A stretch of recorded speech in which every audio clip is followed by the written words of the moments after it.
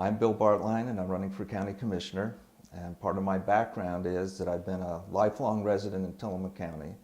My grandmother came in on a boat in the late 1800s and docked at the Hocourt Slough, came off and worked as a nurse.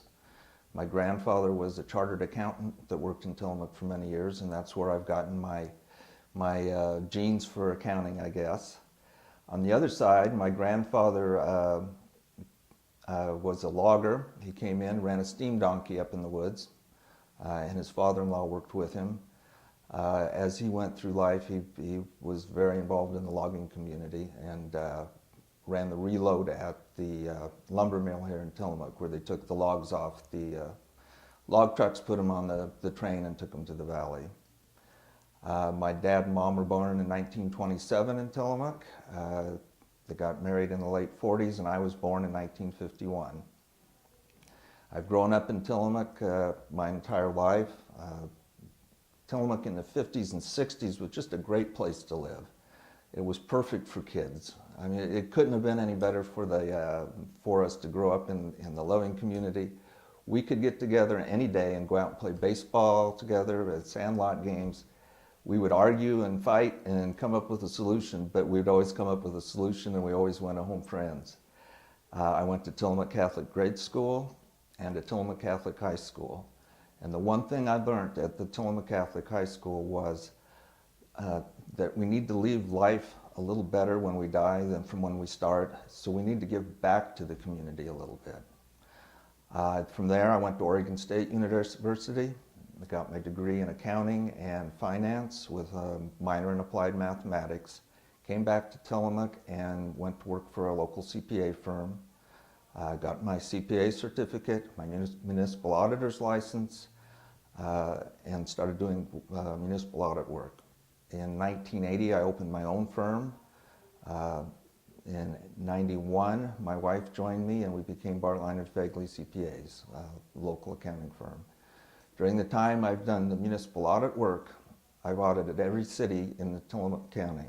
We started with Manzanita, Nehalem, Wheeler, Rockaway Beach, Garibaldi, Bay City, Tillamook City Water. We've audited all of those cities, and we know what it takes to make a city work. We know what the finance problems are in this community. It feels to me like we really got to get back to the basics in budgeting in the county and in the community, and that's my strong point. That's where I can help the community.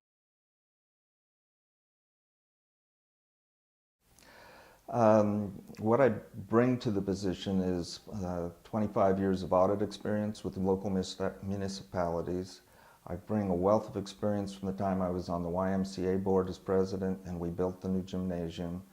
I bring the experience from lots of community activities, such as being on the Pioneer Museum board, where we have now started the new nature trail, interpretive trail in Bay City, which is going to be bringing lots of people to the community. And those kinds of experiences, the combination of the finance and the public works with the local nonprofits, has given me a broad-based experience for running for this position. Why I think the voters should vote for me is I'm a fiscally pretty conservative guy. I like to look at the big picture, and when we do budgeting, I like to look at setting priorities. Setting one priority is this is our main focus for the year, and setting that up in the budget, be it the roads, then other sections, other departments won't be able to maybe get as much funding as they would like, but the roads department would be my number one issue.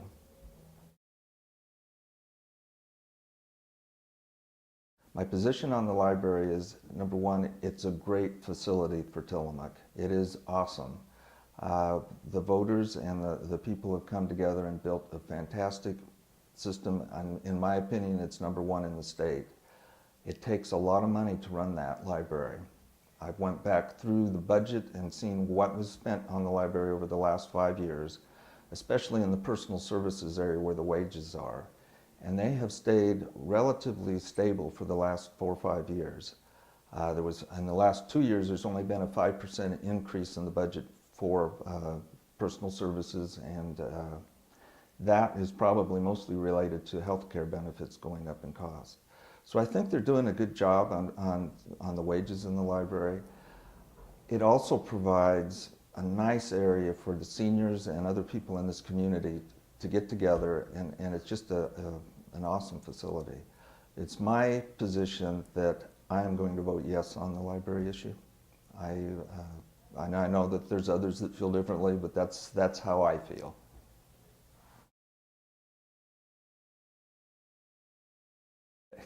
County roads, and that has got to be a priority. We have let the roads go for 30 years. Every year it gets worse and worse, and we're now getting close to the tipping point.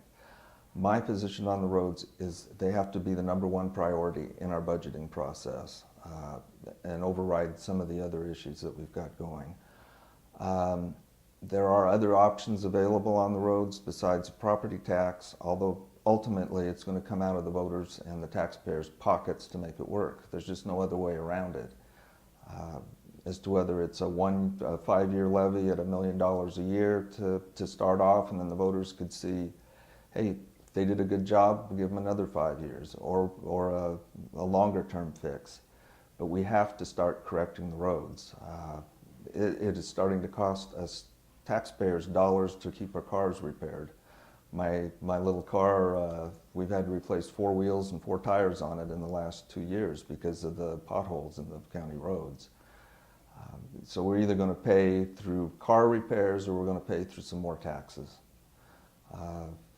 The other areas that I've heard talked about would be a hotel motel tax, increasing that, and that would be a drop in the bucket for what we need on these roads. It would be a help, but a drop in a bucket.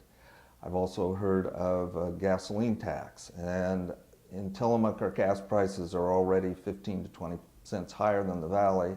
We add another 10 cents to that, and the people coming from the valley won't be buying gas here. They'll fill up before they get to Tillamook. And that will hurt the local economy and the gas stations. We do a number of the gas stations and distributors at our office, and I can tell you that they are not making any money. And we add another 10 cents to this thing, it is going to hurt the economy and hurt local jobs.